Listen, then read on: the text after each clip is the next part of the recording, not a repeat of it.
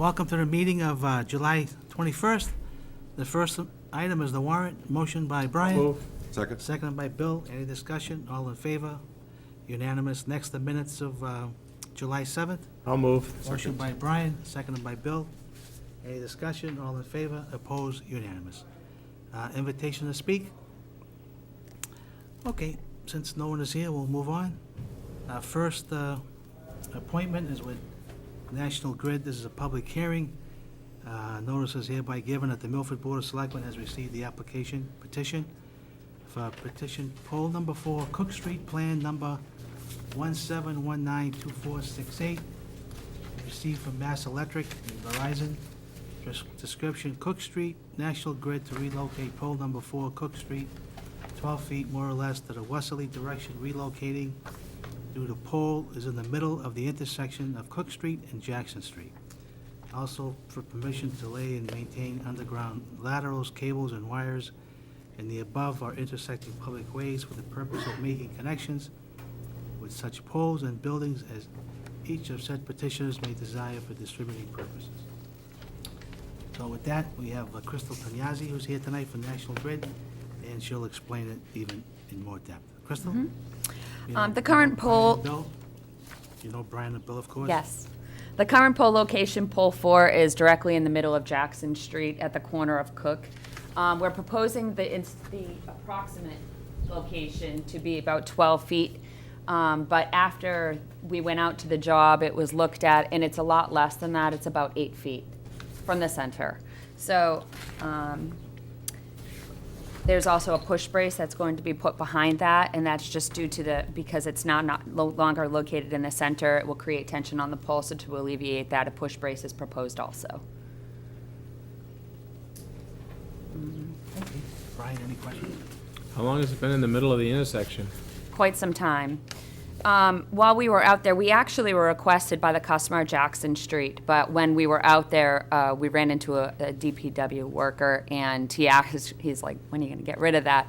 I don't know if it causes problems with plowing or what the case may be, but we don't typically like the poles to be in the center of the road. But no, it They're doesn't for sound like the safety. most desirable location. Exactly. Usually cars go there. Yes, Yeah. exactly. So, therefore, that's why we're moving it, if we Okay. can. Would you say how long? Long time, Let's move it. It's, that pole? well, it was there when that whole pole line was installed, so that was quite some time ago. I remember playing wiffle ball down there and hitting the wire. Yeah, It was the same So wire. it's Bill? quite- Yeah, no, this one's pretty straightforward. It is in the middle of the road. It begs a question because it's the second one that's come up, to my knowledge, in the last few weeks. And so it begs a question for, emergency vehicle access and other things.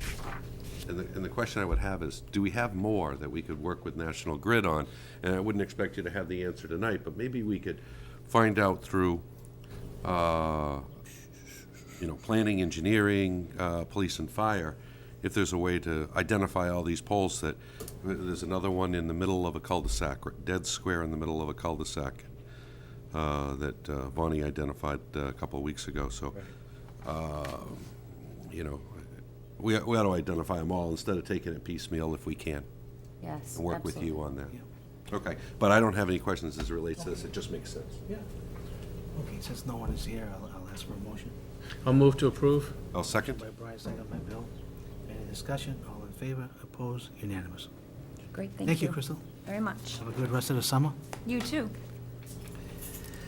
Okay, next we have Zach and Irene, town accountant and town treasurer, to talk about some financial aspects. How are you, Zach? Hi, Irene. Hi, how are you? Okay, whoever wants to start. You brought us back in to kind of talk about where we're at with the management letter and what goals we kind of work towards and what we'll be doing for the future too. So Sure. I think if we just go right through it, and then we can have some Yes. questions at the end. That Yes. sound like a plan? All right, so the first one was on bank reconciliations, and there was a comment in there regarding tailings as well. I'm gonna let Irene talk a little bit. She's done a great job so far. and we're caught right up, and I'll let her take it. Sure. As far as the bank reconciliations, I just completed June 2014 today, literally at 5 o'clock this evening. So we're pretty much caught up. We're almost a couple of weeks ahead of schedule. Everything's scanned in, ready for the auditors for June 30, so we can start sending some of those files across. In the reconciliation finding, they also had a sub-finding, which is called tailings. When a municipality issues checks, you're supposed to have a stale date on your check that voids the check after 90 days. This is to encourage people to cash the paper check for those that aren't involved in direct deposit or ACH wire transfers. We didn't have the void statement on our checks before, so that's something that I instituted. And then what we did is we actually took the checks that were uncashed and followed the Mass General Law pertaining on to what you can do with this abandoned, per se, property. In this case, the property is a check. So what we did is we actually created a tailings account in the general ledger, voided all these checks, and then posted on the town's website anybody that was due funds. You may have seen this in the past in other communities, in the newspaper. Once in a while, the Boston Globe will issue you might be owed money from a municipality. So we currently have it posted on the town website. It stays there for 60 days. After that time, we post it in the newspaper once. People have up to 1 full year to claim the funds. After that, if they do not claim them, it goes back into the town's general fund as a miscellaneous revenue of abandoned property. None of our checks were there, huh? Check You the have website. to look on the list. You don't need any encouragement to cash those in. So I actually had quite a few people come forward already and claim, and we've been putting them on the Yeah, warrants. I've had a couple of people tell me that, yeah. Yeah. Yeah. So that was that one. And then comment 2 was on payroll withholdings. We currently have around 12 withholding accounts where, just like anyone with your check, we withhold certain funds for health insurance, federal taxes, retirement, TSAs, the whole bunch of them. And we're recommending that we have a little bit better control on our reconciliation process. And I know they were more referring to actual health insurance, which is a pretty complicated process where it actually gets withheld and placed into a liability account, and then from there it's deposited into our trust fund, at which time we receive a monthly bill, and we take the bill and distribute it out between the employee and employer share.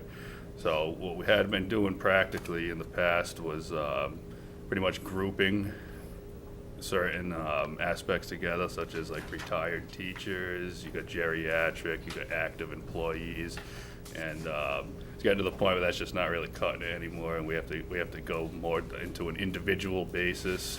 And this particular finding, we've been doing some work on coming up with a proper reconciliation process, which is pretty time consuming and somewhat complicated. So we know what direction we want to go in, and we know what we need to do. Just year end right now has been causing higher priorities, and this is something that we'll be working on in the near future.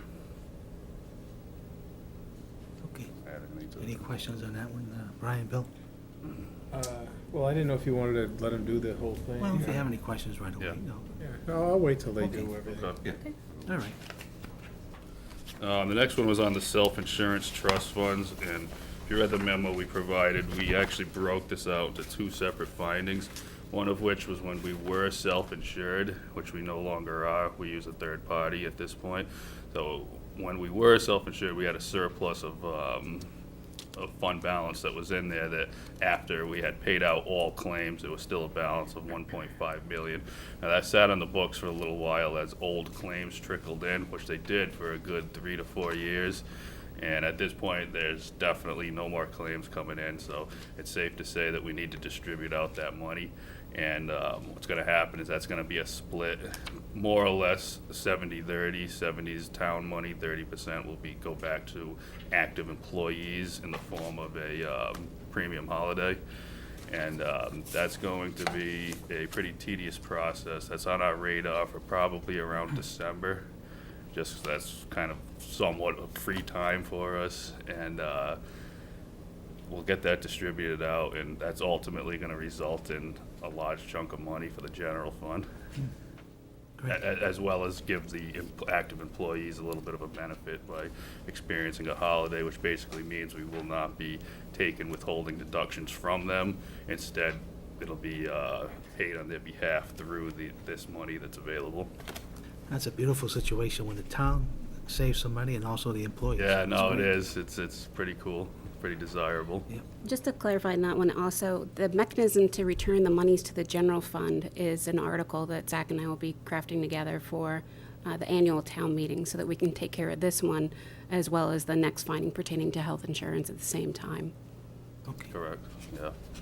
Then the second part of this same finding here, and we talked about this a little bit in depth last time, but it was basically saying that our available funds in the liability claims and municipal building and property funds are pretty significant, in that a town of this size probably doesn't need fund reserves that large. However, if you recall, when Mr. Sullivan was here in the exit interview, he did indicate maybe that's where you feel most comfortable, which we're talking around $6 million. And I attached a memo of one of the original intents of this program that was written by Town Administrator Salazzi, and had a copy of a memo from Town Council Jerry Moody as well. And this was dated 2000, I believe. 2000. Yeah. Yeah, And 2000. at that time, it was indicating basically that eventually we want to taper away a little bit of actually putting money in the operating budget to contribute to the fund, and that at some point we could be self-sustained through interest earned. Well, we're pretty close to that point. And on top of that, I think that $6 million in these funds is Milford's comfort level. I'm not going to sit here and say that we need to get money out of there, because I wouldn't feel comfortable doing that. So I think this is our comfort level, and I think what we could do to continue to monitor these funds, I'll be working with Town Administrator Rick Villani to basically take a look at what we're contributing on an annual basis, which is around $89,000 right now in the operating budget. So if anything, I'd say we could reduce that annual contribution, but I do not think that we need to distribute money out of there. I mean, and Irene's going to talk a little bit about how it benefits our bond rating as well. One of the items in the recent Moody's bond rating call was our strong reserves across the board, not only stabilization, but also looking forward and planning for something that may happen in the future with the buildings as well as any unforeseen liabilities. So I just wanted to reaffirm, Moody's feels it's very strong that we have these reserves there. If anything, Zach and I had talked about, if we're going to reduce reserves here, let's increase the reserve fund, not remove it from our total reserve picture. So I think again, we're in real good shape there, and I don't think we do anything drastic whatsoever. And we'll continue to monitor it and make changes as necessary. But I feel very, very comfortable where we're at with them particular reserves. Okay. The next one was on payroll reporting periods. I'm going to let Irene talk a little bit about that as well. As far as the payroll reporting periods, one of the first tasks I need to do is look at the union contracts to determine if there's any language within the contract that would prohibit us from moving towards a biweekly payroll. Any areas where it's not subject to all units agreeing or there's separate agreements within the respective contracts, we can start to move people towards a biweekly payroll once we provide a 90-day notification. When this was executed in my prior municipality, we did a phased rollout so that we could address any concerns on the front end. We started with non-union. We had about 100 employees that were non-union with that municipality. So if there was any issues whatsoever, they were identified early rather than taking the entire employee base and switch at one point in time. So this is something that we're looking at to be fully executed by the end of third quarter next fiscal year, so April 30th at the latest. The planned execution is to start November, December at the latest. So, Irene, that's a real possibility of doing that, huh? Yes, definitely. The original questions that came back before is you're increasing on tax, But once you actually sit down and you calculate it, it's not a difference in your tax whatsoever. Yeah. One of the benefits in the prior municipality was the school was finally all on biweekly payroll, where they had a few on weekly payroll before. I didn't see any major disadvantages previously, and I don't foresee any coming here to Milford as well. Now, just some of the advantages of switching to bi-weekly, why this is an actual finding, is it's more, not necessarily a finding, more of a recommendation. We spend a tremendous amount of time with payroll every single week, and that's reviewing, that's data entering, that's making sure deductions are proper, and to switch to a bi-weekly, that just frees up some time for some of these other findings to work on reconciliations here and there. So that's why this is being recommended, just in the spirit of efficiency and effectiveness. Okay. And most towns have what, every couple of weeks? Pretty much biweekly across the board. Yeah. The major push lately is direct deposit. Right. The next finding was on school revolving funds, and it was indicating that our balances were rather large considering the nature of a revolving fund. When we have these revolving funds, we're not in the business of trying to build a fund balance. We're not trying to make money. We're more or less should be somewhat of a break even. So when you see a buildup, it was caused somewhat of a red flag, and that's why this was a comment on this management letter. So, at the time, we had 11 revolving funds with a balance of $910,000. To me, I think that this should have been written up on just one particular fund, and that was community use, that makes up over half of this fund balance, combined fund balance. Because a lot of these other programs, they experience timing differences.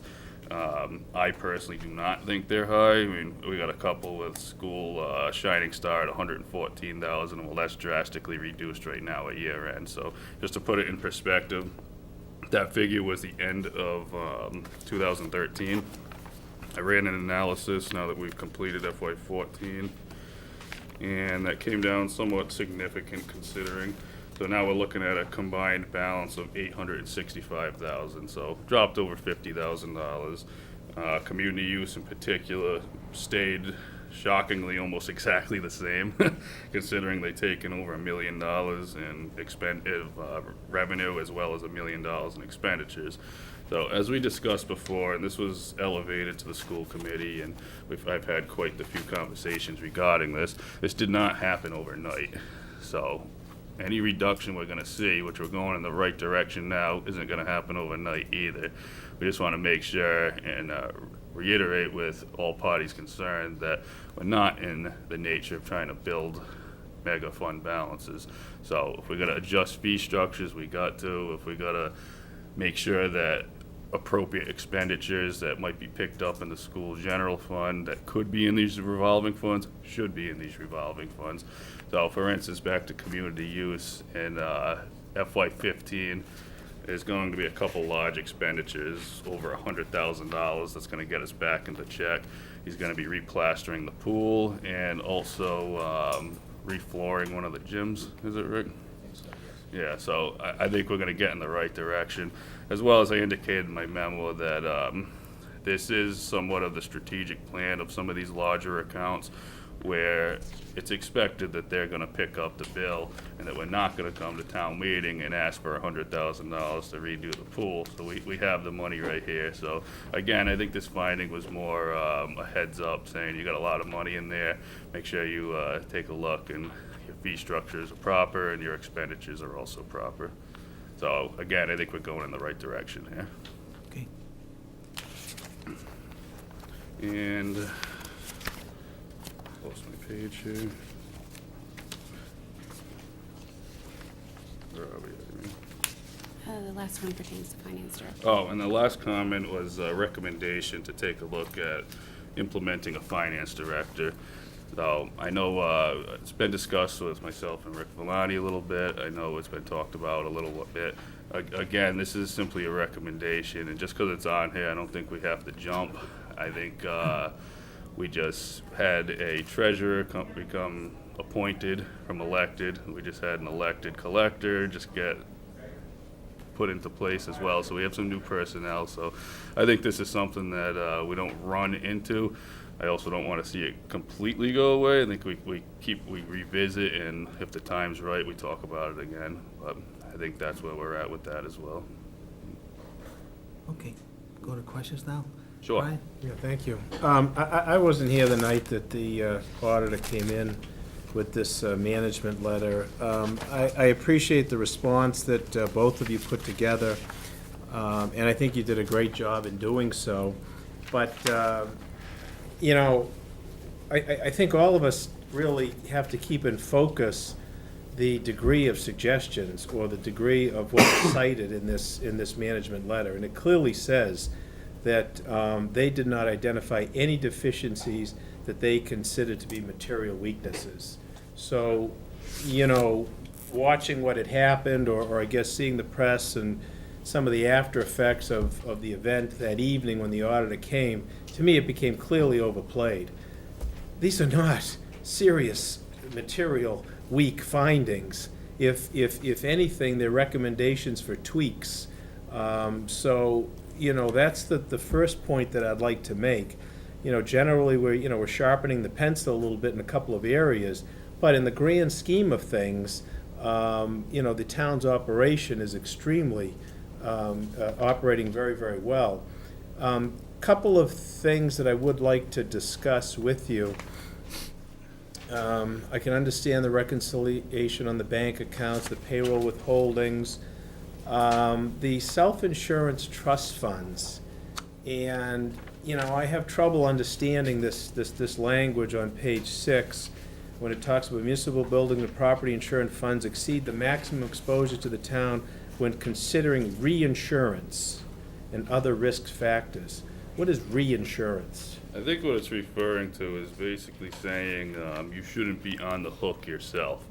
I think it's saying that we should be shifting our risk to third-party companies that will take us on.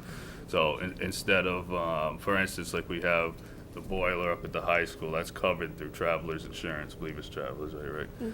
Yeah, so if something was to happen to that, we pay a premium to them, that they'll take care of that damages rather than we're on the hook to replace upwards of a $500,000 unit. So I think what they're really getting at is make sure that, because having a reserves of $6 million, it appears that we don't have outside coverage, but we certainly do. Well, and we do have outside coverage, and I know we have outside coverage in targeted areas. I know liabilities that crop up through the police department, other ones, I remember when I was on the school committee. So there are, you know, limited coverages there, but I certainly wouldn't advocate getting a blanket, you know, property damage insurance policy for the buildings that the town owns. You know, to me, that would be Yeah. a real waste of money. Would be better off calculating what a premium would be and paying it ourselves and Exactly. and putting it in this account. Exactly. That's why, and to kind of take some of your words out of your mouth when you said this, I think you're going as kind of an innocent comment. Well, it really is. It's just was pointing out that this is rather large, and but if this is your comfort level, then so be it. Well, I mean, I think it's got to be, Zach. I mean, I agree. when you're talking about liability claims, okay, 2.5. You know, negligence claims are limited to 100,000. You know, I'm not sure if any, you know, civil rights claims are covered through the targeted policies that we have. But clearly, if they're not, there's no cap on that. You know, municipal buildings, property insurance fund, 3.5. I mean, if we lose this building, Yeah. you know, it's gonna cost more than 3.5 Absolutely. to try to rebuild it. So, you know, I don't necessarily agree that these numbers are, you know, off the charts. So do I. I think for what we're doing and the structure that's been set up over the last, oh gosh, what, 20, 30 years, which I think was a Yes. great idea by past boards of selectmen.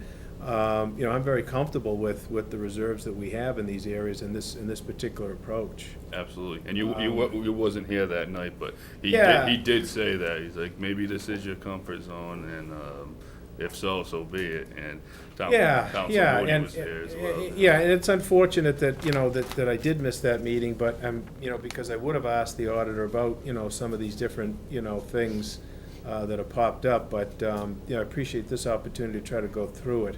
The biweekly payroll, you know, as I understand it, there's only one union. There is. Yeah. And, you know, the problem that because that was something that we advocated for, the prior town treasurer wanted very, very badly, and we went to arbitration on that. Yeah. And we lost, you know, so the police union is the one union that does not want to have biweekly, adamant, absolutely not.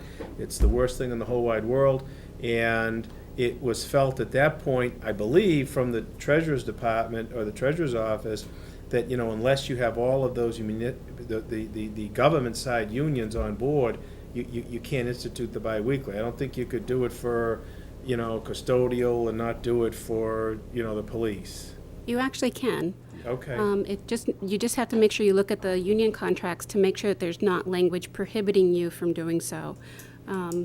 There could be language such as, once all the unions agree, we agree to go biweekly. So that's the language I have to make sure is not in the contract. If they agree and there's no stipulation saying otherwise, then they simply get a notification Yep. 90 days prior to going to biweekly. Yeah, that was my understanding, that all unions were on board with it, and it was good to go, and Just we one, yeah. fought with the police union over negotiation. So that doesn't create a logistical problem in your office if you're gonna be doing, you know, 10 unions or 8 unions, whatever it is, and one is not gonna be done? Not at all. Okay. And would you be prepared to go that way then? Definitely. So that, you know, if it's the way I believe it to be, so only the police would be getting weekly, and I don't know if there's any overlap with the police, but that's from a programmatic, logistical point of view, you think you can process that? Yes. Okay. And it's somewhat of our hopes that if we do have everyone else on board in the next negotiations, we could hopefully get the police union on board as well. Yeah, I mean, that's always a possibility, but, you know, they had their own personal reasons that, you know, we Yeah. respected, and we went to arbitration, and actually, an arbitrator, you know, ruled against us. But, I mean, we advocated to the extent that we could, based upon the recommendations from the financial people, that this was a good thing to do.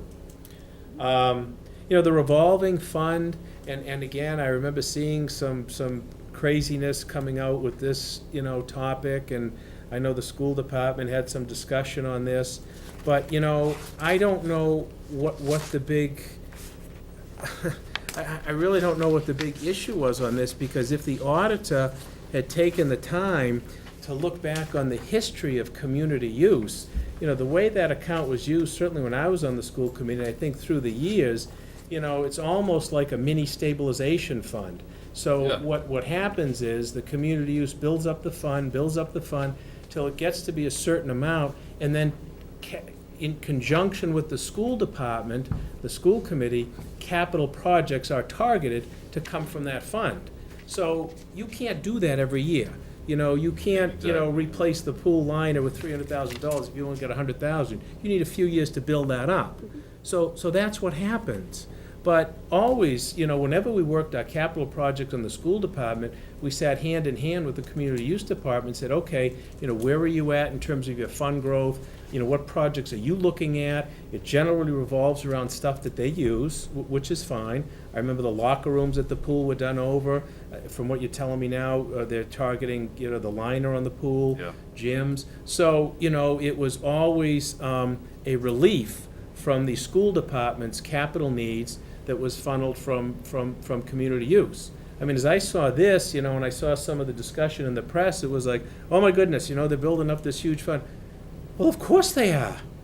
Of course we're doing that. I mean, that's what we're doing with stabilization, to target capital needs. Exactly. So that's the same thing that's done. So, you know, again, I really regret not being here, because, you know, I think without the historical context and the review of how that account has been operated, it gets blown out of proportion, unfortunately, in a negative, you know, connotation. What else? I know you gave us a letter too from Priscilla, Oh, yeah. indicating they're targeting some of the, Sorry, I didn't get into that one. yeah, some of the unknown properties. Yes. Yeah, okay. So I know that's been on there for upwards of a decade, correct?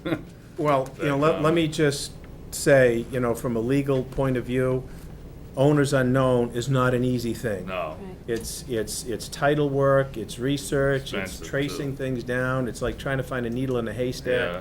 So again, if we want to be serious about attacking that, it's just a question of resources. Yeah. Because it's not town council's expertise, title is a specialty, and we would have to actually allocate funds. It looks as though the assessors have done that to a certain degree, but, I mean, to the extent that we consider it an issue, we've got to appropriate some money Yeah. and get a title attorney to work full-time on it. And the question also becomes, how much money do we want to spend for what return? Exactly. Yeah. Exactly. You know, so none of this I found, you know, surprising or particularly alarming. I mean, I think that, you know, the way the financial operation is going, you know, with the new personnel and the way things are meshing together, it just looks like it's running very, very well, very, very smoothly. So, you know, in terms of the finance director, you know, I wouldn't look at that in isolation. I mean, if we're gonna talk about a finance director, then we ought to be looking at the, you know, the administration of the town. You know, where are we at with the various departments? To me, it doesn't make sense to pick out something in isolation. But the way I see things coming together, even through the last town meeting, which I'd also like to talk about Sure. in context with the memo that we got from the Finance Committee Chairman, but I'll defer to my colleagues. But, you know, the way I see the finance departments working together, the information I'm getting, the level of detail, I think it's just working beautifully. I think you're just doing a great job. Thank you. Thank you, Mr. Chairman. Thanks, Brian. Bill? I want to let you know I appreciate the detail that you went through and the detail that you provided. You went through a summary, obviously. There's a great deal of detail that you provided the board members, and that's very helpful. I look at it, I don't know that anything was overblown or overreacted. I look at it as recommendations and suggestions exactly as I read the words. Those are recommendations. Brian's right in that there was nothing material, and that overall our finances were looked at as very favorable. But I do, as an example, when I see audits and I look at management recommendations, it would be my expectation that if we continue to see the same recommendations, the auditor ultimately is going to write a finding, and he's going to identify something more material. So this is good in that it's helpful to us to look at these things while they're small. And I say small, but not insignificant, right? When we're not reconciling bank accounts, that's significant. Significant, absolutely. While the monies that we're talking about may not total a significant amount, we're talking about a discipline and a rigor that needs to be applied to the books. Correct. And I'm not preaching to either of you. I know you both understand that and get it. So bank account reconciliation is a serious thing, and I just want to, comment in the context of what was written. It wasn't significant in terms of whether it was material or not, but it would be my expectation, again, if you see this pop up in a couple of audits, they're going to write a finding, and it's going to be more significant. Definitely. And it begin to impact the way Moody's investors and other people would begin to look at us. So these are good things to find. We want to work on them. And I think the approach that you're using in terms of taking the findings, making sure we don't see repeat issues year over year, is the approach we ought to be using, so that we just continue to maintain the discipline and rigor that we need to keep good accounting and good just practice, best practice. But with that said, what would be helpful to me, because it isn't always clear to me, and it may not be clear to others. And this is a request I could have made before, but I didn't know exactly what format. And I'm thinking take it in the context of continuing to evolve, right? And but if we could have, with each finding, an owner and an estimated completion date, because I can find bits and pieces of it, and it isn't always clear to me whether the treasurer is spearheading something, or the town accountant is spearheading something, or if you're expecting a town department to take ownership for something. Understandable. So just from a structure standpoint, I'd recommend that. Okay. And sometimes I can obviously find it. As a matter of fact, you've written in many places within the document when you plan on implementing. When we're talking about payroll reporting practices, and we're talking about over 1,200 employees, that's a substantial business. Yes, right? it is. and it has a substantial obligation to the employees. And I'm glad you said it. Zach, you said it at one point. You said, we're going to receive benefit from this that'll help us to be more efficient, and that'll allow us to work on some of the other reconciliation, because there's new work in here. Oh, absolutely, yeah. There's new work that wasn't done before. Right. And either we're going to add heads, or you're going to look to gain efficiencies in the existing system such that you can apply and shift that resource and be more efficient with those. So I appreciate your approach to this. I'm glad you said it, Thank you. because otherwise we'd be looking at new work and where we needed to add bodies. And what you're saying is, I can gain efficiencies in some areas where if we do this, we can shift that burden and resource and retrain. So I appreciate you doing that. But other than a format question, I get what you're saying. And the only other thing is, I think it's worthwhile specifically addressing all 7 findings. So let's find an owner, let's find a date, let's see, or let's respond that we don't intend on doing this. And I think some of it, and I don't know if your accountant said it to you, but I've heard it before in other businesses. When we're talking about things like risk aversion, and we're using words like, I'm comfortable, I feel good about this. It's absent a policy and a strategy. So I think when an auditor comes in and you're talking to the auditor and discussing that, if you have that risk process in front of them, if you have a policy by which you can refer to, and you can say, here's our approach to this, I think they're going to look at it, say, I get it. It's been structured, it's been thought through, and the right people are involved in that decision-making, that policy, such that they're not going to write a finding. That's just my thought. And then I did want to discuss the school revolving funds, in that, and I agree with many of the comments that Brian had, but there's where that policy and strategic plan makes sense. Because we talk with tribal knowledge and past experience, but there isn't a policy and there isn't a capital plan that I'm aware of that has these things in it, that says, if you're talking to the auditor and he says, wow, look at that fund balance, you say, look, here are 6 things on the capital plan that are specifically targeted to be used by stabilization, and this has been our practice. Here is the types of things we funded in the past. Then I think you knock down the finding, for lack of a better term.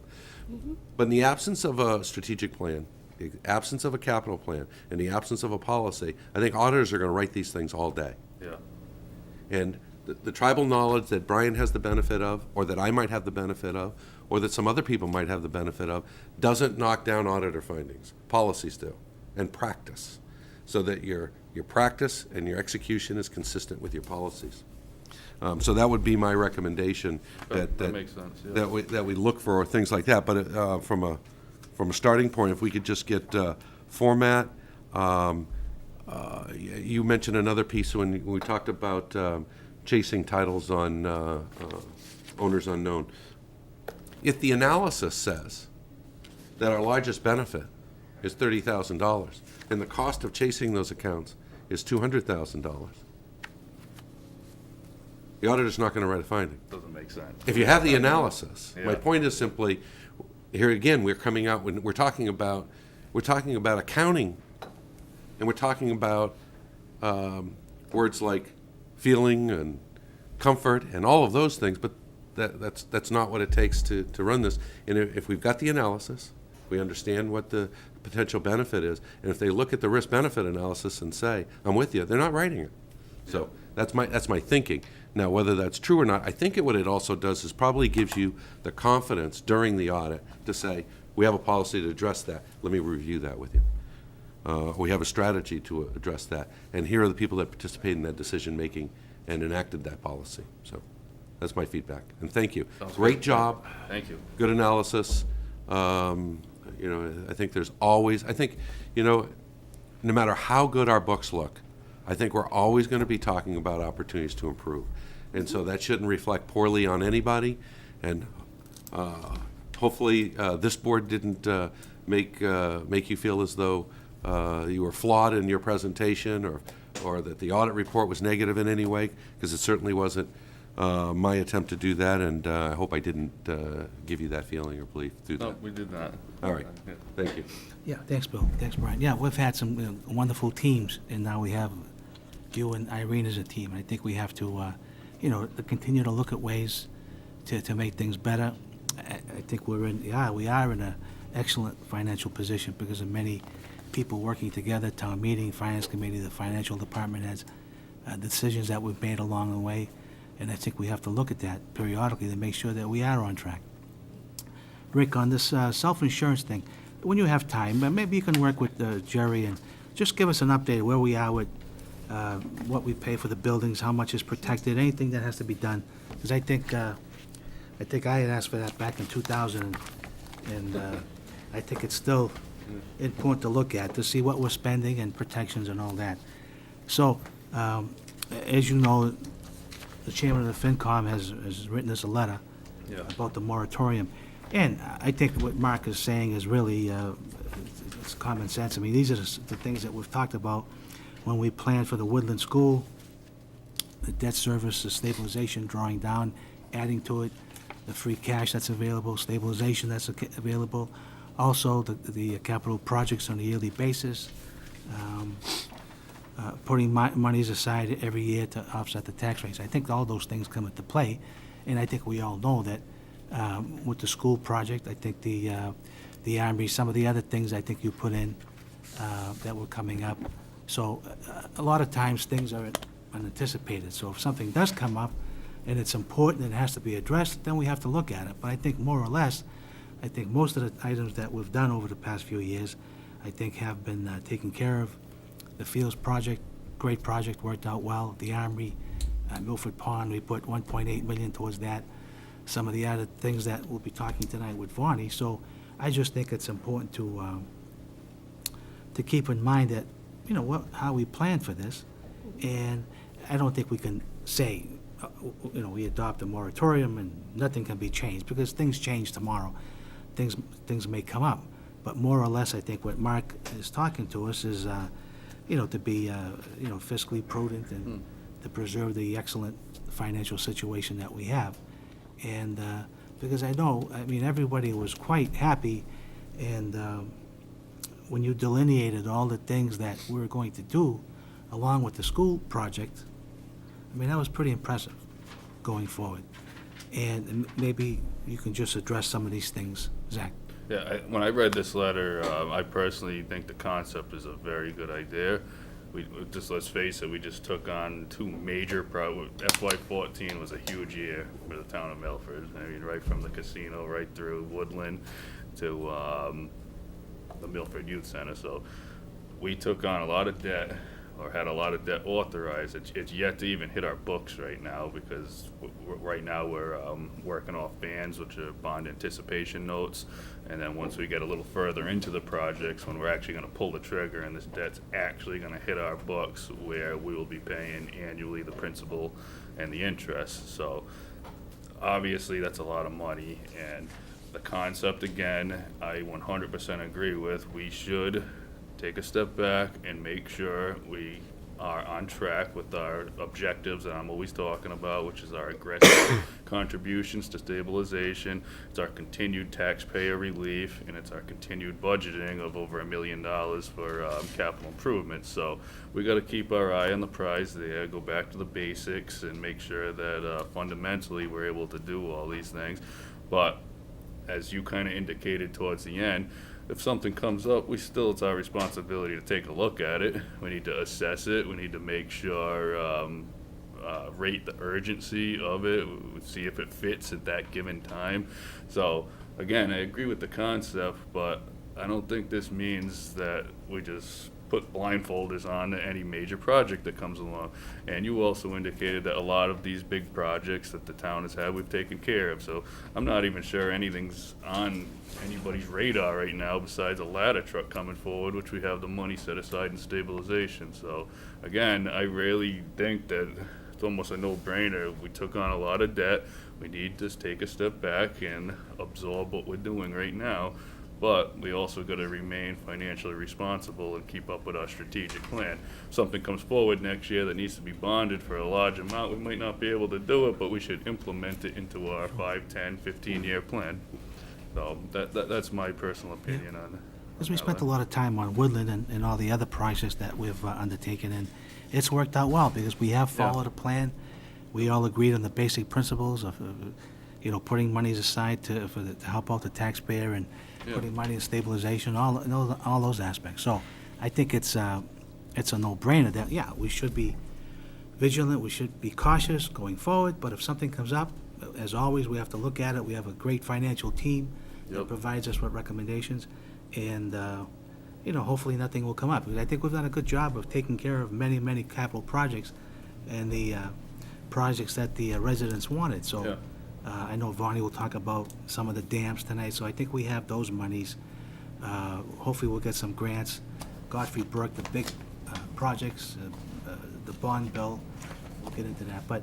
Yeah, if you recall from one of, sorry to interrupt you. Yeah, no, go ahead. In one of our, the presentations that I had done on Woodland, at that time, built into our analysis of what would be coming on the debt schedule was Godfrey Brook at around $5.5 million over 10 years, which was a very large amount of money per year. So, as Vonnie will be discussing following us, it appears that we're gonna receive a state grant in the amount of $4 million, and the question will become, do we have to match a little bit? Now, I certainly don't expect to match a $4 million, but have you gotten a percentage on that? The 25? It's, right now, it's 0. Oh, wow, so even better, you know? Yeah. So, I mean, Much better number. that's a much better number, so that comes right off right there, so that freed up a lot of money Sure. as well. And things evolve all the time. Things are very Yeah, fluid, so absolutely. we can't say today it's something, but, a year from now, 2 years from now, it may change. Yeah. The fiscal situation has always been very sound in Milford. Very sound. I think people are conservative. We do what we have to do, but we do it in a good way. And I think if we just follow that, Correct. then I think, future boards and finance committees and selectments, will be fine. Yeah, As long as we have discipline, that's all. I'll give you a great example of evolving. This year, going forward, we're gonna be coming into the special town meeting with around $4 million and raise and appropriate available levy alone. And we ended a really good year with very high revenue. We budgeted around 86 million, ended up with almost 87, so that's a significant difference, and that was really realized in local receipts, as well as a lot of people had cashed in on their tax liens. So there was a lot of money that, and again, as we described, we try to be very conservative with budgeting, because we don't want something to come back and we get negative free cash. We also, in the budgets, we had a lot of areas where money would be turned back. Hydrant services, $250,000. Reserve fund wasn't tapped into a single time this year, 103,000. Health insurance fund had a significant amount, and there's 40,000, 50,000 all over the place. So free cash, all indications look like it's gonna be pretty good. So if it comes in the way I expect, one of the things that I'm gonna be pushing for is to recommend that we reduce the borrowing on the Milford Youth Center from the $4 million to maybe even potentially $2 million. So that frees up an area right there. Sure. So just discussing evolving, things change. We wanna make sure our strategic plan is on point and that we update and move forward as the information is available. And I think if those efforts continue, we'll continue to be in great shape. Yes. Working together. And the Finance Committee does a great job. We're part of the Finance Committee. We're part of your team, the financial team, and I think that's why it works. I think it, makes Milford very enviable to the other towns, but we always have to be cautious. And I think if we do that, Yeah. we'll be okay. Yeah, Mr. Chairman, we have $14 million in stabilization right now, and one article that's gonna be placed on is gonna be another additional $1 million contribution, so And Irene, if you could discuss a little bit when we're actually gonna realize payments for the Woodland School, which is coming on, it's not this year, it's gonna be in a couple of years. So at that point, I mean, we're gonna continue our aggressive contribution. So we're gonna have a huge stabilization balance, and that's just in complete preparation to take on these projects, you know? And I like what you just said, Zach, about the Army. It'd be nice if we could cut that down. If we can, we should. Beautiful, sure. If we can, we should. I mean, it looks Because like we will. everyone benefits by that. Yeah, absolutely. Yep, exactly. Hopefully that project will go up pretty soon, huh? Oh, yeah, Yeah. it's out to bid now. Yeah. Okay, Brian, go ahead. Yeah, let me, let's talk about this moratorium letter for a second. And, you know, stepping back, when the Woodland project came on in February, I don't know if you were here, Irene, during that, were you, or did you come after Not that? until April. You know, the representation was clearly made by the Finance Committee that even with the Woodland and the bonding schedule as proposed, there was $8 million available in bonding for, you know, 3 targeted projects. I mean, it doesn't matter what the projects are, but, you know, there was $8 million. You know, the financial team came forward with a recommendation to bond $2 million on the youth center, and at the last minute, you know, that changed to $4 million at the suggestion of the chairman of the FinCom. You know, looking back and getting into some of these numbers that you talked about, Zach, because I pulled a spreadsheet from the annual town meeting and closing that out, even doing everything that we did, we still wind up, as you say, with the excess $4 million levy. Correct. At that point, you know, I mean, you know, then there were targeted, you know, for stabilization contribution, taxpayer relief and so forth. It still brought it down to 1.6, you know, but right now it's about 4 million.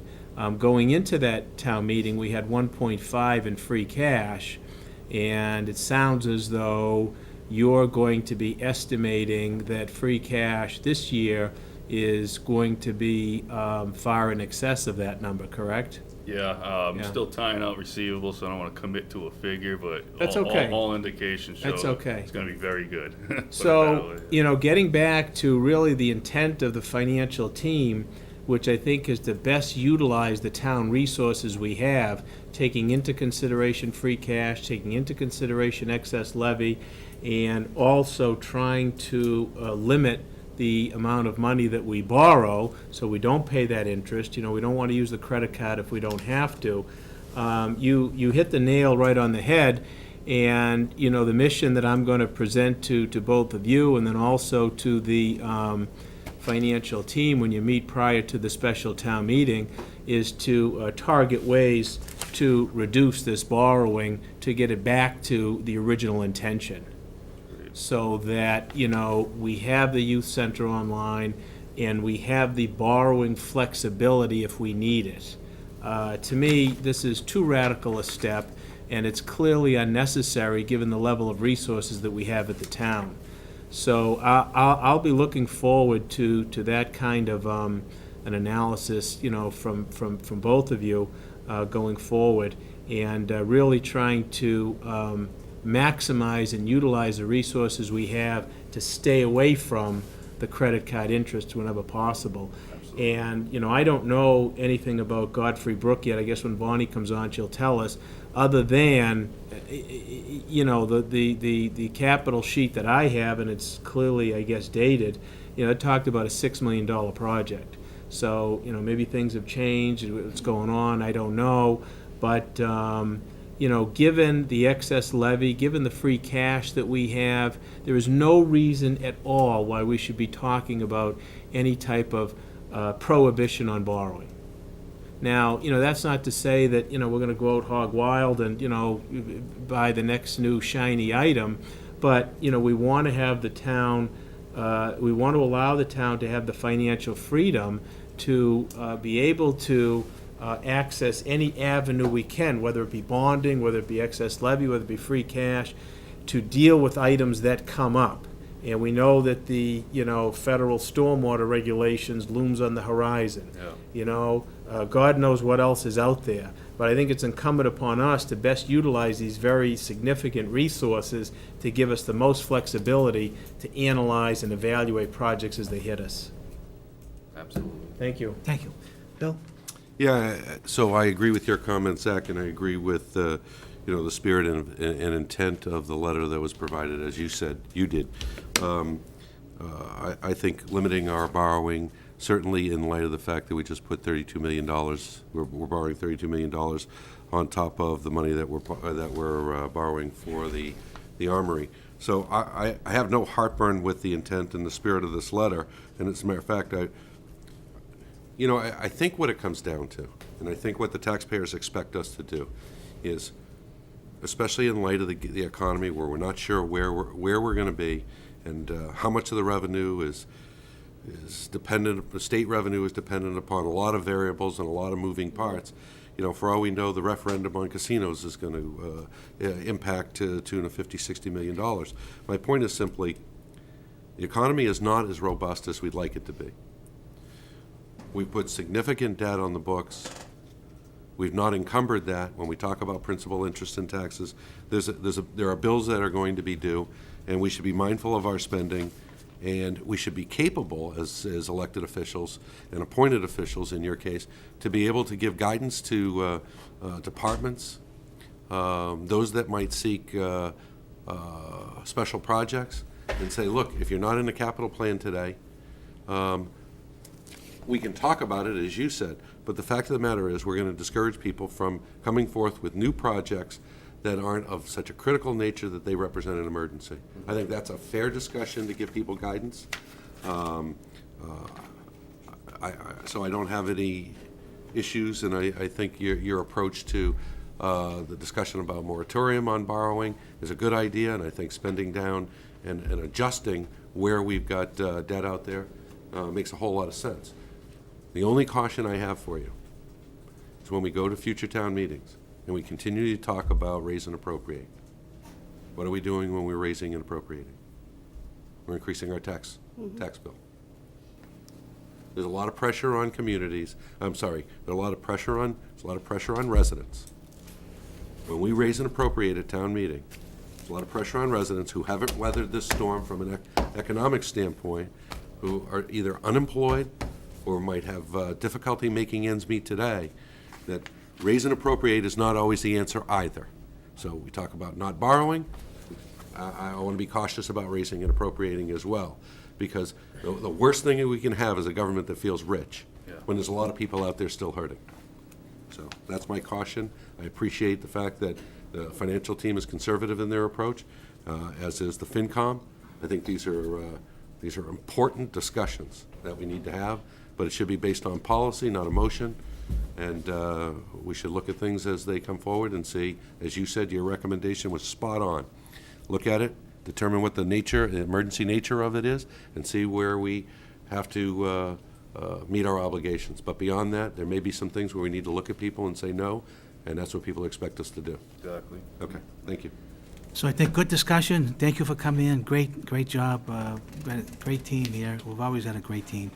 And I just think, as far as, Mark's letter is concerned, nothing wrong with that. I think if we just do what we have done in the past, with the proving experience that we have, things have worked out well. If we just continue that, follow that, be practical, be reasonable, wise, we can't anticipate what's going to happen in the future. But if we just follow the guidelines that we have on how we do things fiscally, we'll be all set for the future. Back to the Okay? basics. Thank you. Exactly. Yeah. Thank you. Thank you, gentlemen, appreciate it. Thank you. Have a good night. So, Okay, next is our town engineer, Vonnie Reese.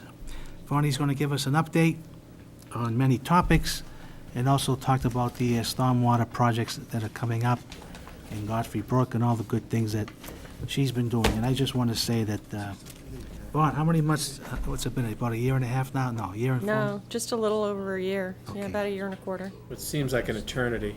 I Feels think- like I've been here for longer, it does. I think you Not have in a been. bad way. Oh, I think you have done a tremendous job.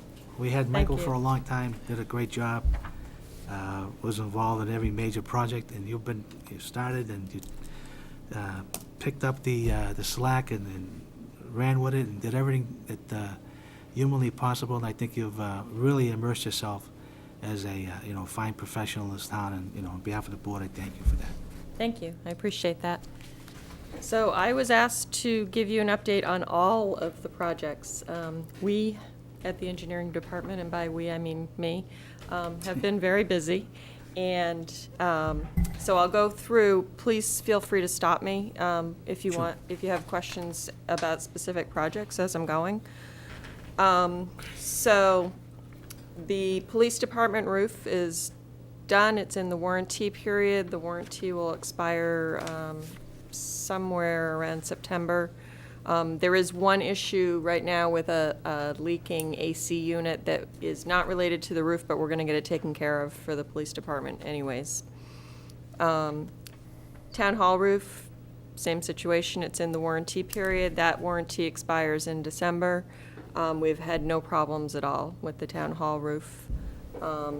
And in fact, there were some funds left in that appropriation that we may want to use. We may want to talk about doing some new gutters on the town hall roof as a result of having some additional funds.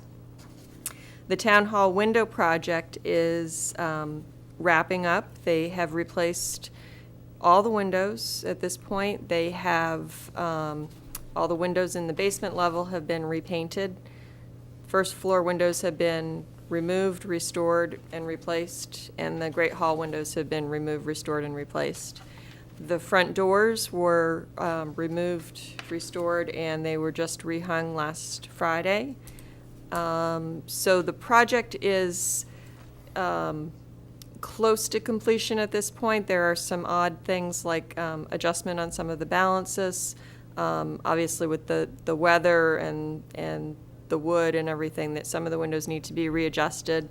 They need to have the hardware installed, and there needs to be some touch-up painting done. But the bulk of the work has been done. The windows look great.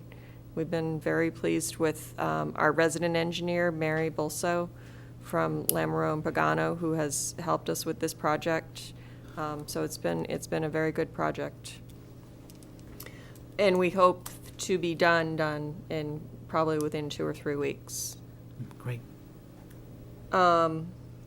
The Woodlands School project is still going through the review. We granted the order of conditions through the Conservation Commission last Thursday night, so they have their Concom order and they can go forward. They are still in discussions with the planning board. The planning board wants them to make a couple more changes before they approve their permit, but that project is moving forward quickly as well. The youth center project is actually out to bid, as Brian had said. It went out to bid last week. The schedule for that is next Thursday, the 24th. We have a pre-bid meeting. This is a project that under Massachusetts general law, we have to have filed sub-bids for some of the specialty trades because they exceed $20,000 worth of work. So we will be opening the filed sub-bids on August 6th, and then we will be opening the general bids 2 weeks after that. So, Fingers crossed. yeah, fingers crossed. We'll have a good feel for how the general bids will come in once we open the filed sub-bids. And we'll have a better feel for how much interest there is once we have the pre-bid meeting. It's not mandatory, but most contractors will probably come so that they can see the building firsthand. The Upper Charles Trail project is also moving along very nicely. They're getting ready to do the portion of the trail that will have regular pavement, not porous pavement.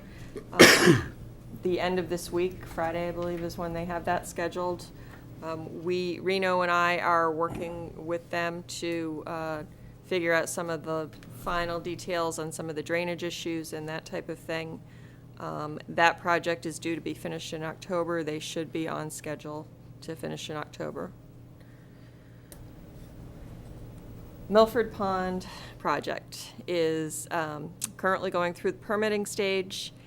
It needed a record of decision from MIPA from the expanded environmental notification form that was filed. The ROD was signed by MIPA on Monday. We have not seen it yet, but I was told by the secretary that she signed it, What was that? the record of decision. Yep. So once we have that in hand, DEP can issue our state permits that we've been waiting for. We also have had discussions right up, including today, with Natural Heritage Endangered Species Program, and they had some conditions that they wanted to include. Their process was not a permitting process per se, but it was more of a regulatory overview. So they have some conditions that they'd like us to comply with. So we're coming to the end of that whole permitting process. It's been a pretty big undertaking, but we've had some good help from the Corps. That project will go out to bid. It has to be bid and awarded by the end of September, so we've got a pretty tight schedule for the bidding on that project. And we are hoping that the contractor will start in November, December, with some of the early setup work that they have to do. We've had meetings with the rec department, with Mike Brashani, and talked about staging areas and how that's going to impact some of the parking lots up near Rosenfeld Field. And we seem to be in good shape with respect to that as well. Louisa Lake Dam. We got an order from the Office of Dam Safety about a month and a half ago. Louisa Lake Dam is rated as being in poor condition and is classified as a significant hazard.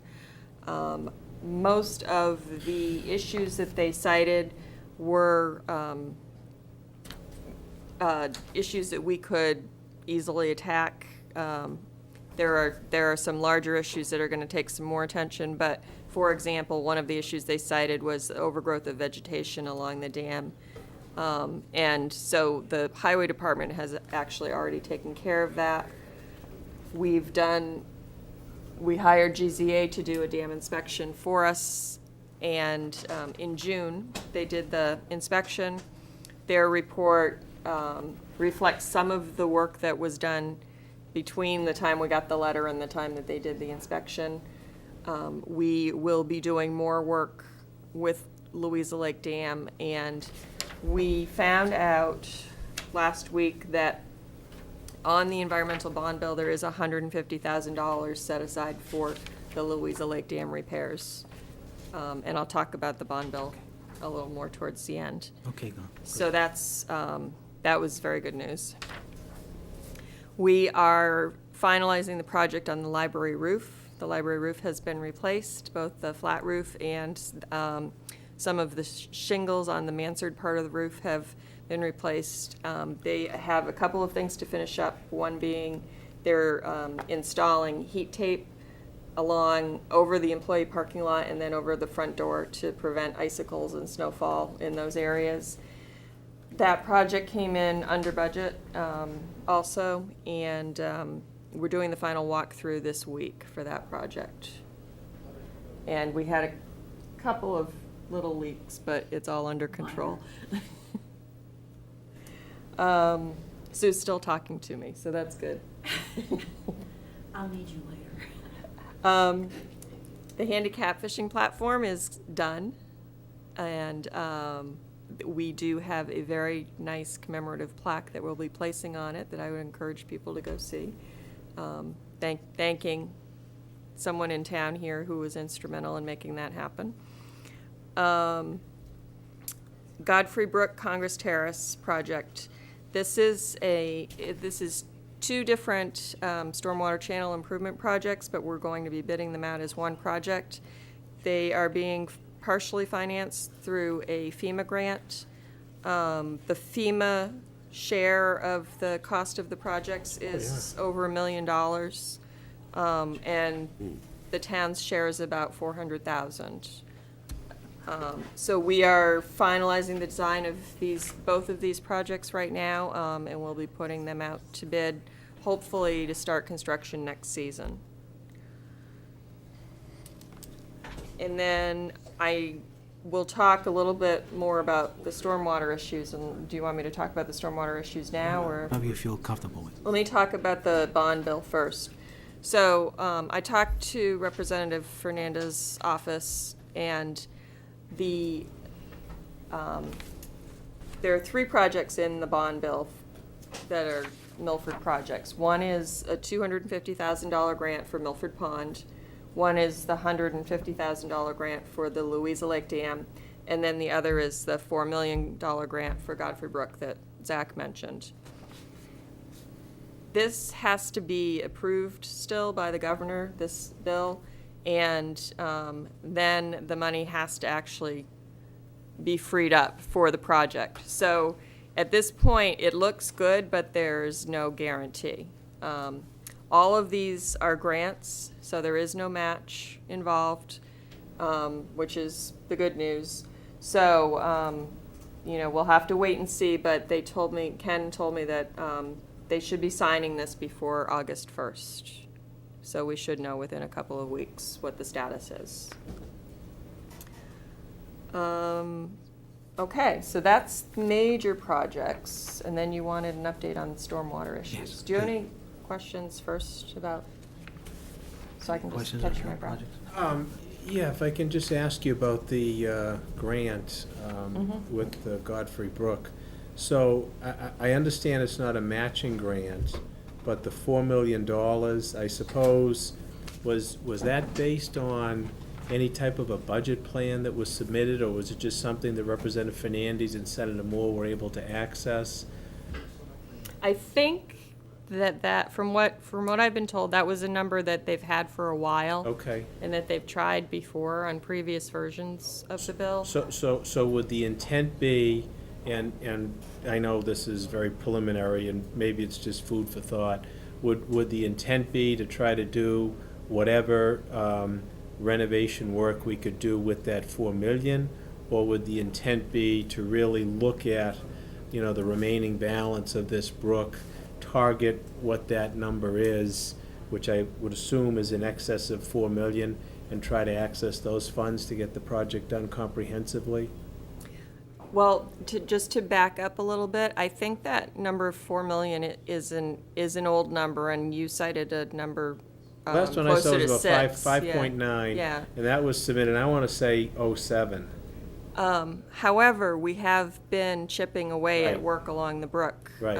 in the interim, and we're doing this $1.5 million project with FEMA money coming up next year. Right. So that needs to be reassessed, and yes, we should look at the brook and do a prioritization of what Okay. most needs to be done, and then that will be a decision that needs to be made. Okay. Yeah, so I would look at an evaluation on that. I mean, okay, so you have the $4 million, that will get us, X amount of feet on the brook or whatever it's gonna be done. But, in terms of reducing mobilization costs and, lots of times it's, incrementally cheaper to do a little bit more rather than do maybe 75% of the brook and then, Right. 5 Well, years that's from exactly now. why we're Yeah. gonna bid these 2 separate Okay. projects together. Yeah. Because there'll be some cost savings in doing that. Yeah. But yeah, we'll definitely look Okay. at that. So, yeah, well, that's great news, so I mean, it certainly gives us a great spot to Jumpstart start. anyway. Exactly, yeah, Yeah. yeah, that's good. Bill, you have any questions for Bonnie? No, I think she explained so far where we are. It's our hope is I'm sure it's yours that project gets funded. Yes. We've had a lot of things in bond bills in the past that never materialized, so we'll see where it goes. But I remain cautiously optimistic. Okay, so stormwater issues. I have had informal discussions with Don DiMartino from Bellingham and Brutus Cantareggi from Franklin. Brutus and I are actually going to give a paper at a regional conference in January, or we've submitted an abstract. We haven't been, we don't know if we're going to be able to give a paper, but we'd like to. Discussing the RDA and discussing how it affects our 2 communities the same way and how it affects our communities in different ways. We have had discussions about what do we do, when this comes, but It's really all very premature at this time because we're still waiting to see what it's going to look like. And out of the 3 EPA regions in the country that have exercised their RDA authority, 2 of the 3, Region 3 and Region 9, have rejected the petition completely. Region 1 that we're in has said, well, we need to think about it some more. So we still don't know what it's going to look like. EPA Region 1 may decide to expand it, or they may decide to change some of the requirements. So my approach to stormwater right now has been to try to be as proactive in getting projects on the books to show EPA that, we hear them, we understand what they're saying, and we understand that there does need to be something done. We are doing our annual permit every year as we're required. That was submitted back in April. GZA helps us to prepare that every year. And that just, that tells them what we're doing in terms of stormwater management and what we're planning to do. One of the things that tags onto that is going to help us greatly going forward is the GIS mapping that we're doing, the $125,000 that the Highway Department had appropriated to map our drainage system. And because that will be the first requirement of the new permit, will be to have your whole system mapped. So if we can get a head start on that, that will help us greatly. Some of the other things that we've done that are actually good in terms of showing that Milford is thinking ahead and planning ahead is protection of the open space. We just put 200 acres into open space protection right above our well fields and at the top of the watershed. The Godfrey and O'Brien Brook projects obviously is a direct benefit to stormwater quality as well as prevention of flooding. And then the Milford Pond project is actually going to be like a real gem for Milford because the deep water habitat that we create will no longer grow invasive weeds because it'll be too deep for that to happen. And then the cedar swamp habitat that we create will be a habitat for nesting birds, and the plants will actually uptake the phosphorus that's in the stormwater that's coming into the pond and help reduce our phosphorus load. And then Louisa Lake Dam is another, that's also kind of on the list in terms of flood control and flood management. So we have quite a few projects going on right now that, even though they're not technically under our permit, they're going to help us in the long run. Vaughn, on the board did a lot when the proposed legislation was coming out about the stormwater. We galvanized everybody, Congressman Neal, Senator Kerry, Scott Brown, John, of course, Fernandez, and Senator Moore, and we had meetings here, we had meetings in Bellingham. Now, the legislation, has that been, and from what we were told before, is that they understood, the congressmen and senators brought information to them and how it affected these 3 communities, and they kind of like slowed down the legislation. Where is that now? Has the legislation been enacted? Is it going forward? Is it still in the state of... It's not going forward. The way that it's playing out is EPA just finalized the NPDES MPDES permit for New Hampshire. They are currently working on the new NPDES permit for the whole state of Massachusetts.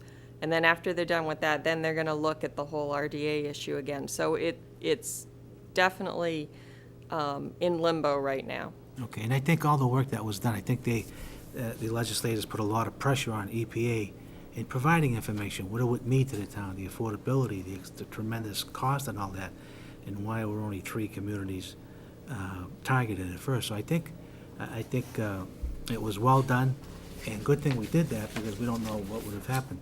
So my question is, should we continue to have discussions or have maybe a meeting in the future of those individuals we had here before, just to reinforce what's going on and to make sure that they continue to hear us? I think, yes, I think so. I think that that could be useful.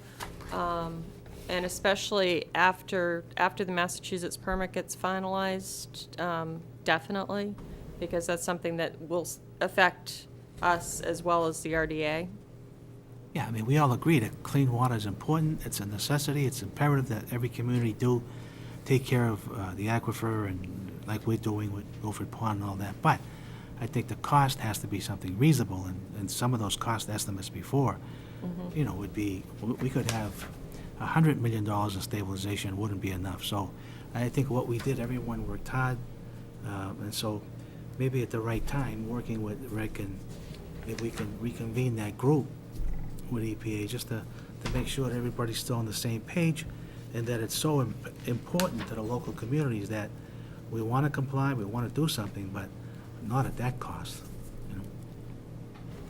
And can we just make sure that we inform the neighbors on Dilla Street what's happening with the bridge? Because I get calls every once in a while, okay? Yep. Any other questions for Ronnie? No, not really. You know, it's nice to hear the work that's being done on the stormwater issue. So, you know, we'll just kind of see how that plays out. It is encouraging to see the fact that the ancillary projects that we're doing with Milford Pond and even the Louisa Lake Dam, at least, are all going to be, you know, bring us in that direction. And before you go, let me just thank you for all the great work that you've been doing on the Milford Armory. It's been a tremendous project so far. It's been a lot of fun, and I'm really looking forward to the next step. And you've been a big part of the success and a real big help. So thank you for everything you've done on that committee. Oh, thank you. No question, Vaughn. Second the motion, and like I said, you've just been so important to us and all these projects and all that. And maybe at some point, the town can buy you a pair of work shoes, so when you go out in the fields, you won't have to get your shoes dirty or whatever the cost may be. All right, so thank you so much. Thank you. Thank you, Thanks, Bonnie. Bonnie, thank you. Take care, Bonnie. Bonnie, if you can, when you get a chance, can you just shoot me over those dates and times, what you talked about, the pre-bid and all of that sort of thing? Yep.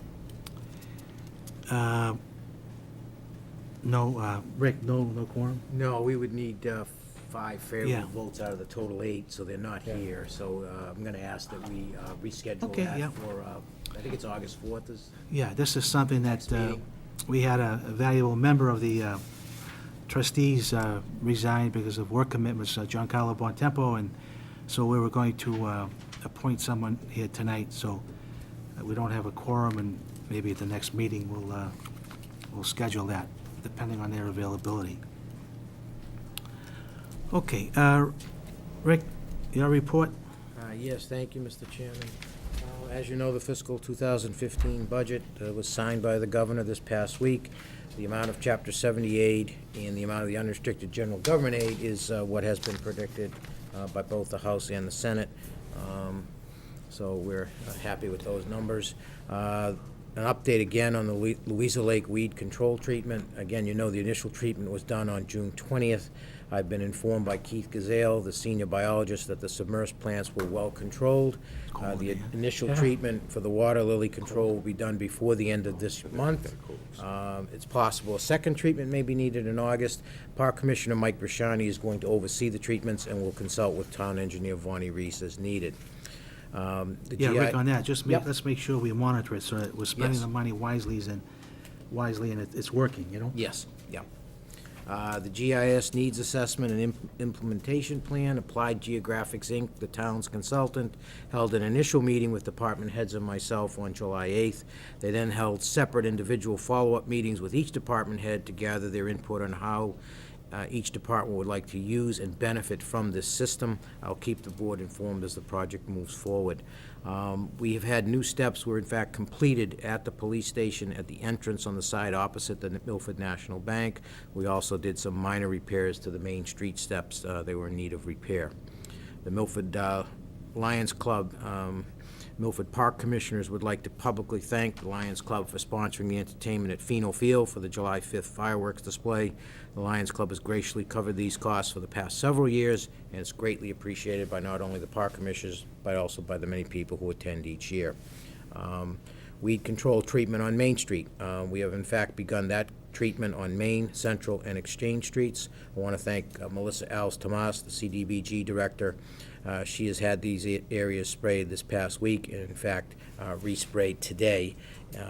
Highway Surveyor Scott Christofouli informed me his workers have started cutting the weeds around all the trees on these streets. 104 East Main Street, the former Gibbs gas station. Building Commissioner John Erickson did visit the property. He issued 2 warning citations due to vehicles being parked there, and as well as the condition of the property. The owner is been given time to make corrective measures on this property. He will conduct a follow-up site visit to determine if the owner has complied with his request. I happened to be by there yesterday, and I did notice that the vehicles have been removed from the property. Vonnie did mention the town hall windows. 2 other things that I just wanted to add that came in a little late. Verizon, as you know, did insert a rate increase. I did receive an email along with Senator Moore and Representative Fernandez from a concerned citizen about these increases. I contacted Sean Riley from the Senator's office, and they have consulted with their constituent services point person who will research the rate increase. He has also reached out to the resident directly, and I was promised further information as it becomes available, and I will then update the board on that.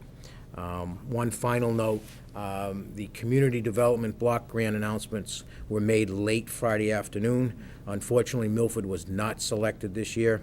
Director Melissa Alves-Tomas will now close out the accounts and clear all expenses for her office. We are able to reapply for the next round of funding in February of 2015. By way of background, since the beginning of the Community Development Office, Milford has received a total of $13.4 million in CDBG funding. Completed projects included improvements on Main Street, North Bow Street, Central Street, Prospect Heights, Church Street, Bancroft Avenue, Jefferson Street, as well as housing rehabilitation. All improvement projects did include new sidewalks, curbing, drainage, and road resurfacing. I'm told by Melissa the application we submitted was pristine. There were no issues, no errors, but Milford was actually the next town in line for the funding. A lot of the funding, if you look at the list, went to the western part of the state and to the Cape region. And a lot of towns are partnering up now, where there are 2, 3, 4, and even 5 towns partnering up for seeking of these funds. Yeah, I know that's a considerable amount of money, and just imagine the benefit that was done to those areas, Main Street, the side streets, also the facades that were done to the storefronts. I mean, at one time, we had all different kinds of signs. Probably have some different kinds of signs now also, but at least we had facades.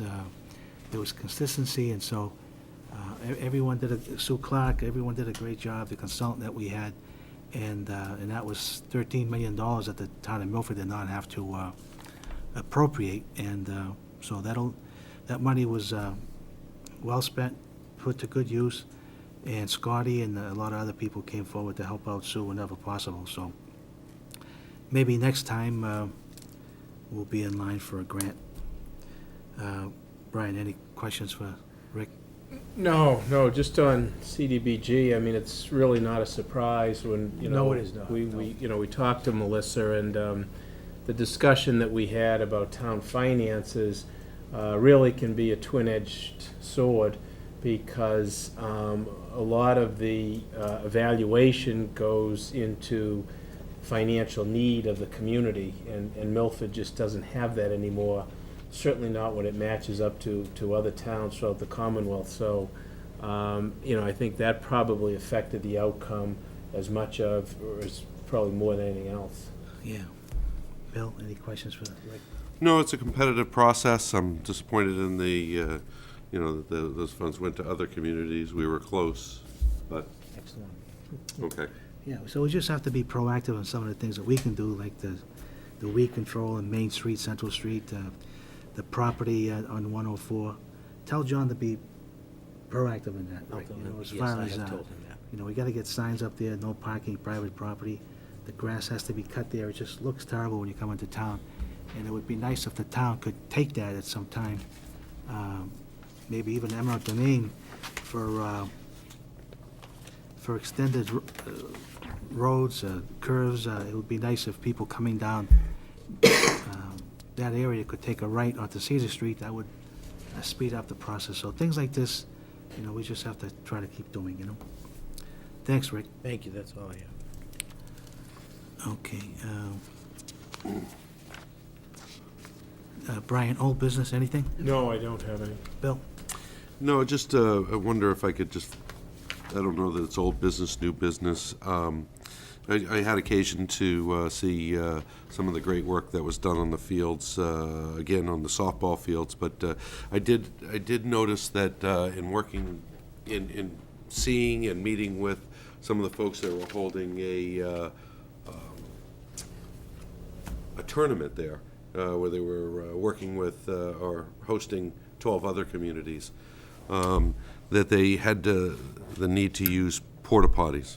So I'm just wondering if, Rick, you could work with the school department and find out from the superintendent what it is. I guess in previous years, they were allowed to use the old restroom facilities. I'm not sure. We can talk with Brian as it happens. Tell The you chairs here. right now, yeah. No, I know. The old bathrooms, as far as I can, well, first of all, there's still a lot of moving parts on that particular project.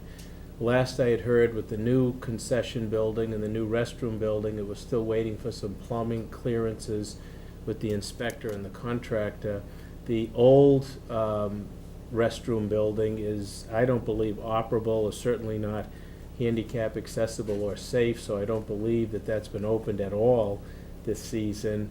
The contractor just finished the resurfacing of the tennis courts under problems that were there, so that just finished last week. The school department was working to develop a use policy of the restroom building that's, I believe, is going to require a site manager or a site supervisor with the groups that are there. I'm not sure where they're at in that process. The Boosters Club needed to lay about 500 square feet of commemorative bricks in front of the concession building. As far as I know, that still hasn't been done. So, there's a lot of moving parts on this project. It's still open. It's still open right now. And we just ask people to have patience with the porta potties till we can close out all the different facets of this, of the field project. Because, we have, you're dealing with two general contractors, on the football, tennis side and the softball concession side. And then you're also dealing with, the different town departments. So it's just, there's a lot of moving parts, but we're getting there. Yeah, I let Rick know so that it wasn't a surprise to you that, I was going to bring it up, and I'm glad that he was able to talk with you because, it's something that obviously Milford is proud of, and when we're hosting other communities, as fast as we can get them using it. Part of the reason why I brought it up is because we have another tournament for the U12 group and then another tournament for the U14 each of the next 2 weeks. I'll follow up. And we know nobody likes to use the porta potties, and with the young girls there, obviously, and their parents, it's a less than optimal situation. So I didn't realize that we would go offline with the old restroom facility before the new one came online. I'm not sure how that decision was made or who made that. Is that the school department that made that decision? I think what happened was it just had fallen into disrepair and was not repaired. All right, well, it's disappointing that we've got nice facility up there and nice complex. I understand, and I know everybody, wants everything, No, just the to old be done. bathroom. But I mean, the project still, both parts of the project is still under the jurisdiction of the contractors, believe it or not. I mean, so it's still in the finished stages. So, Okay. We've done everything we could to get youth groups out there. On the softball side, we twisted arms to get groups out there prior to the contractor's recommended date. But, you know, when you do that, there are gonna be inconveniences that simply aren't completed, so, you know, the committee's gonna work to get that done with the contractors and, you know, hopefully get it done as fast as we can, but it's still, believe it or not, an active construction site. Is the old restroom facility under the jurisdiction of the field committee? No, I mean, that's really, you know, the Parks Department jurisdiction and the school department. Maybe you could still find out, follow up with the school department and Parks Department. Parks, too. Find out. Okay, anything else? I just have one thing, Brian and Bill. We had the acoustics committee, we had on the speaker system on upstairs, Grand Hall. We had a presentation last week of the type of speaker system that would be ideal for upstairs. And remember now, we want to make sure that the town meeting members can hear it clearly. Also, for people wearing hearing aids, there's a loop that we can purchase. So the speaker system was absolutely tremendous. What we thought, the 9 people in attendance. You know, there's no static, no reverberation, no vibrations of any sort whatsoever. And so what we were thinking is, we'd like to have another presentation, probably like some night about 6:30, 7 Be o'clock, where, you know, we invite the board, we invite the members of the FinCom, also invite town meeting members. Rick is gonna work with the precinct captains to see if maybe we could invite 3 or 4 members from each precinct to hear the sound, how it, talking from the podium, going up real close, fooling around with the podium. It's just, I think it's a super system, and if we do go forward, I mean, the town meeting members are gonna be able to hear very clearly, and also with the ADA for people who have hearing impaired. So that's what's coming up, and so we'll let you know what happens on that. Yeah. But it's a Good idea. tremendous system. Can I just put in a request? Yeah. Can we get a microphone that I don't have to Yeah. crouch down to all the time? Can we get a microphone that's up there? all the I'll time? second that motion. Yeah. I might have to. We're about the same So height. we'll work on It's that. like, you know.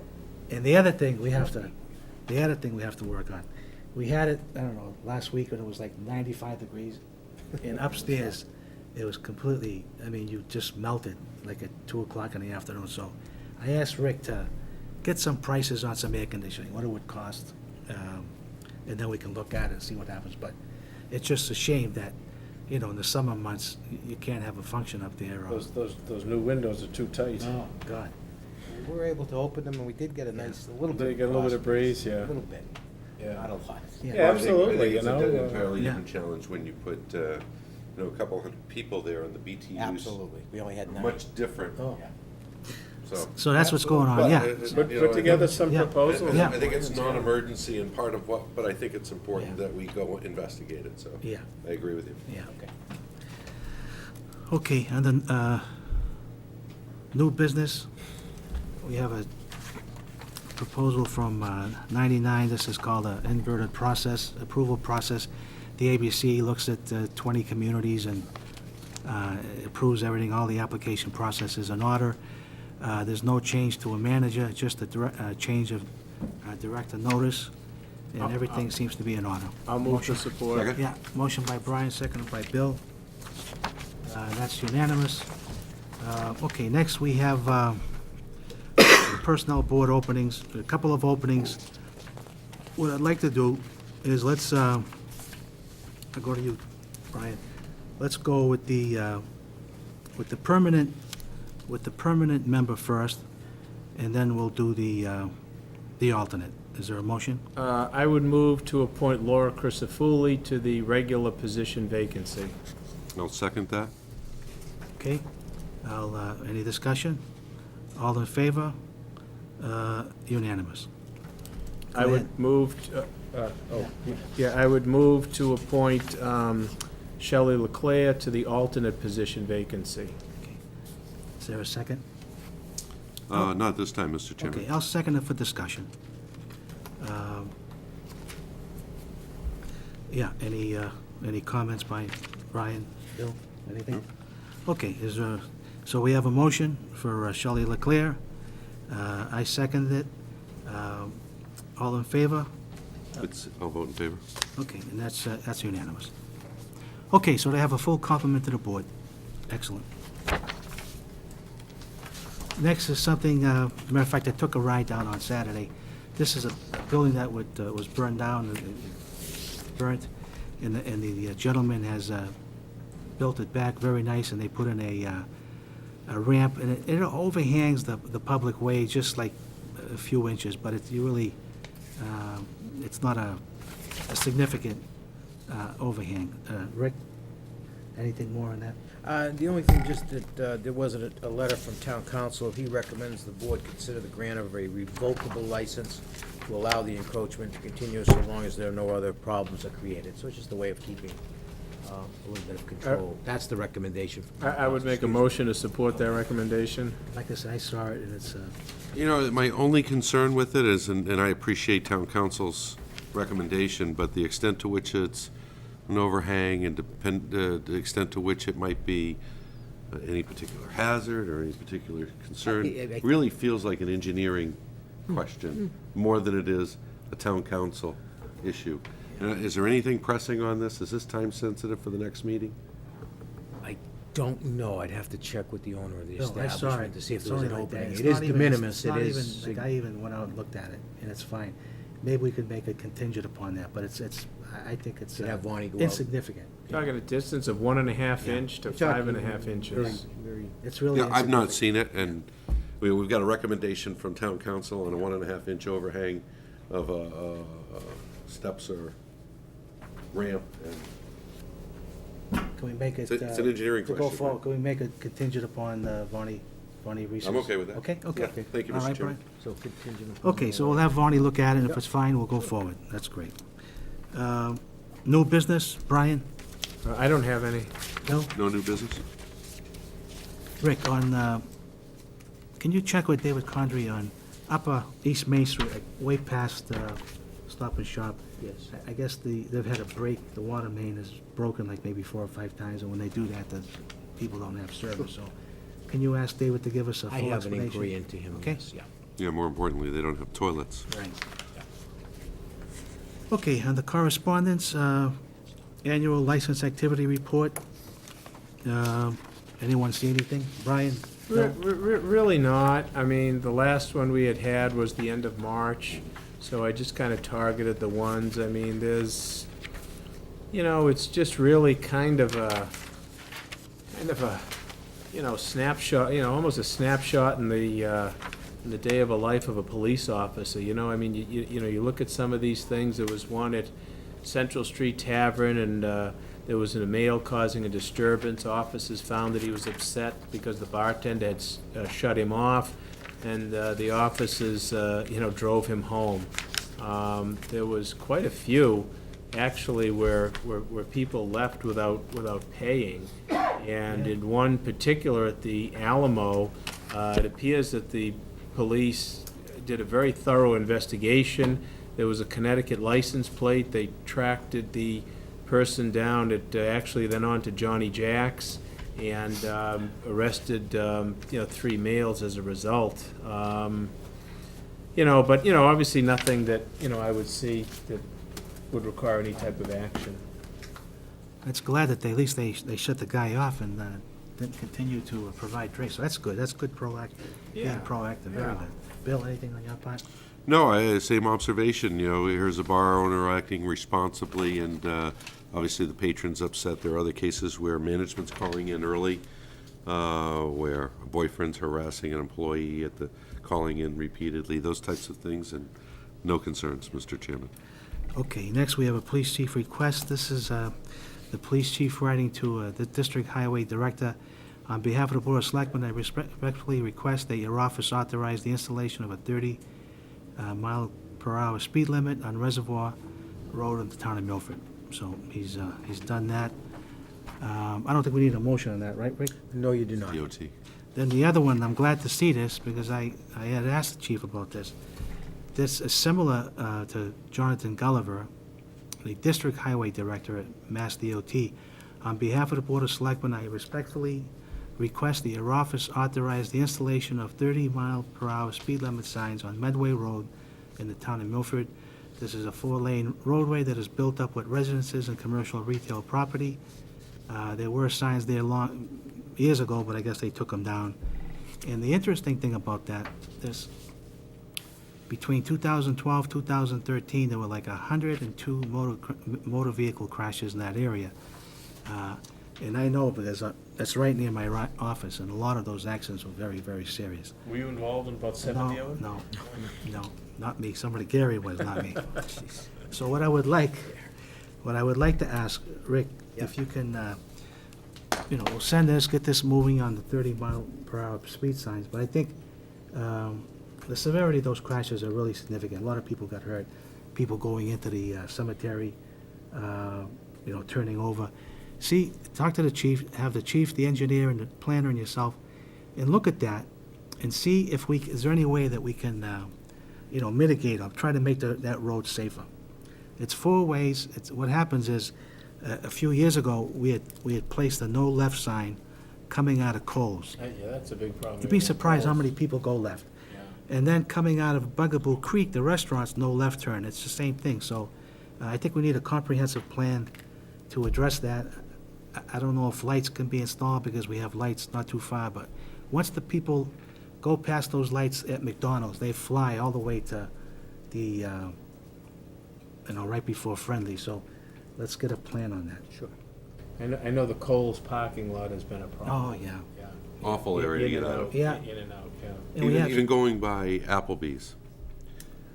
That Yeah. cut through Oh, to sure, to yeah. making that left With the is bank and all that, yeah. awful area. I'm And if someone surprised goes, more if people someone aren't goes injured. fast, I mean, it's just gonna get into an accident. Yeah. It's just amazing. So I think we have to tighten that up, Okay. okay?